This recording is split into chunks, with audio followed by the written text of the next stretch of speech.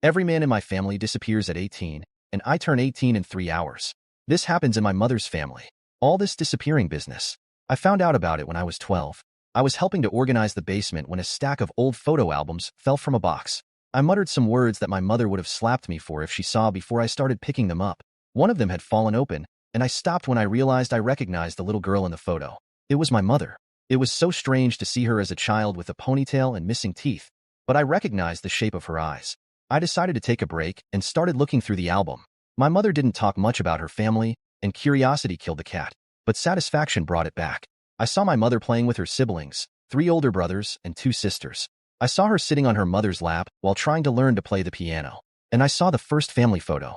Her oldest brother was probably in his late teens, and he had his arm around my mother's head. Her brothers were constantly teasing her, and she looked almost ready to kill them in every photo. They were quite somber photos. Something you would expect from the Victorian era, rather than snapshots. No one was smiling, except my mother. On the next page, her oldest brother had disappeared. There were no more photos of him. There were no photos of a funeral or anything like that. It was as if he had ceased to exist. Time passed. My mother went from ponytail to ponytail. There was a photo of her first piano recital. Her other siblings seemed fine, although the second oldest grew increasingly somber over the years. He seemed to be the life of the party before the oldest brother simply disappeared. Now he was on the edge of the photos. Never smiling, sometimes smiling, never excited. His time came to an end with a family photo as well. My mother wasn't smiling this time. I think by then she knew something was wrong. That wasn't a family photo to celebrate something happy. It was to have one last image to remember him by. He disappeared from her life after that photo, as if he had never been there before. The final brother seemed as carefree as ever, but he was closest in age to my mother, probably only a year or so older. If anything, he seemed more present in her photos than ever. Maybe he was trying to spend as much time together as possible before the end. My mother went from a ponytailed little girl to a skinny, nerdy teenager with braces and acne. Her final brother seemed to skip the awkward phase and went straight to cool. I bet he was the most popular boy in his class, but he still spent all his time with his little sister. The last family photo my mother couldn't hold together, unlike the serious and somber photo of the other two. The photo blurred with movement as my mother clung to her brother. Tears streamed down her face as her whole family moved around her. This wasn't how it was supposed to happen. They were all supposed to pose politely and have one last picture of their son. Instead, my mother was crying as her brother clung back to her, his once cheerful and cool image crumbling to a scared teenager who knew what was coming but had no way to fight it. It was in that photo. My mother came down to the basement, probably to check on my progress.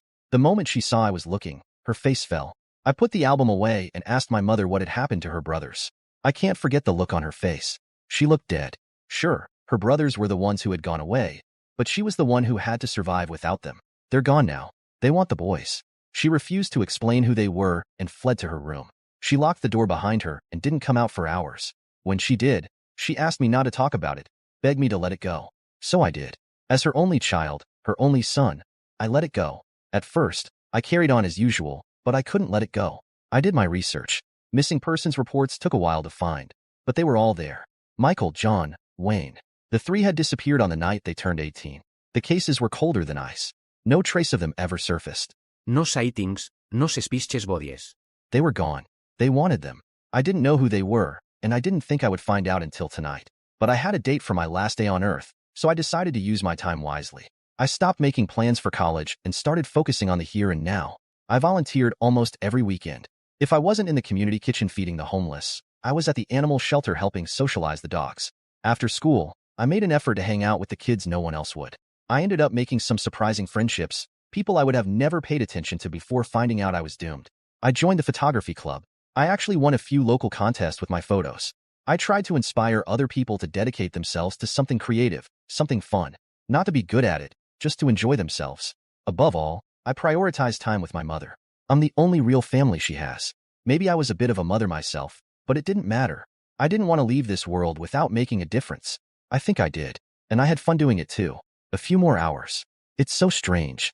The past few years have dragged on forever and also seem to pass in the blink of an eye. I don't know what I feel. I'm certainly not ready to die or be abducted by whatever, but I don't have a choice. As far as I know, my mother is devastated. So I decided to do one last thing. I asked her to come down to the basement to show her what I prepared. Photos. Hundreds of photos from the past few years. Photos of us laughing, crying, just spending the day. I'm just stepping out, Mom. You'll always have these memories. I smiled. Maybe. Maybe I can look out for you from where I'm going. If I can, I will. I love you, Mom, she sobbed. But I think I made her feel a little better. I told her again and again how much I loved her. She whispered in my ear. I had to repay her somehow. I left her in the basement. She doesn't need to see what's going to happen to me. Now you can check for a second part by pressing share and more.